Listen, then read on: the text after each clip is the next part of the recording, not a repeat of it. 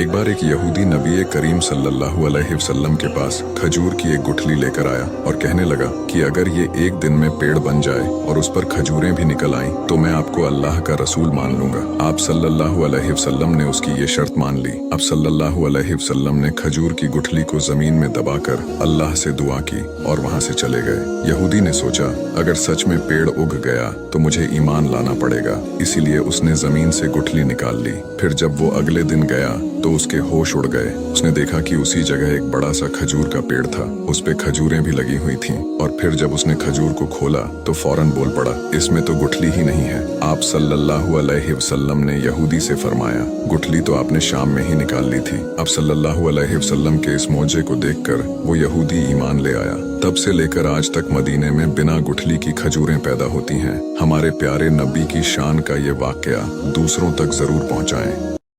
नबी पाक सल्लल्लाहु ताला अलैहि वसल्लम के सहाबी हजरत मुआज इब्ने जबल के पीछे वो नमाज पढ़ने वाले बंदे ने क्या किया, उसने नमाज तोड़ दिया, अपनी पढ़ ली। लोग बुरा भला कहने लगे। वो शख्स अकेला था, परेशान हो गया। अब उसके अंदर तो कुछ और था नहीं, थका हुआ था। उसने कहा, यार तुमने मुझे बहुत तकलीफ दी, मैं अब हुजूर की बारगाह में जाऊंगा। जाके अर्ज की, या रसूलल्लाह सल्लल्लाहु अलैहि वसल्लम, मैं ऊंट चराने वाला आदमी हूँ, मैं थक जाता हूँ, तकलीफ में हूँ। मुआज इब्ने जबल हमें नमाज पढ़ाते हैं और बड़े प्यारे सहाबी हजरत मुआज इब्ने जबल, लेकिन फरमाते हैं हुजूर इतनी लंबी नमाज पढ़ाई कि मैं थक गया और फिर मैंने अपनी नमाज पढ़ी और नमाज पढ़ के हुजूर में बैठ गया, लोग मुझे बुरा भला कह रहे हैं। हजरत अबू मसूद अंसारी रज़ी अल्लाह ताला अन्हु फरमाते हैं, मैं भी उस जमात में शरीक था, मैंने हुजूर को इतने गुस्से में कभी नहीं देखा।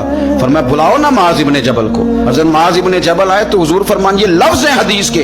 हुजूर फरमाने लगे, किसने इजाजत दी इतनी लंबी नमाज पढ़ाने?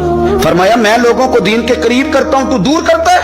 फरमाया, ज्यादा से ज्यादा तूने पढ़नी हो तो सूरह शम्स पढ़ लिया कर। इमाम हुसैन की जिंदगी हमें बतलाती है कि जब दुनिया में तुमने कुछ करना है तो फिर डटना भी सीखो, फिर खड़े होना भी सीखो।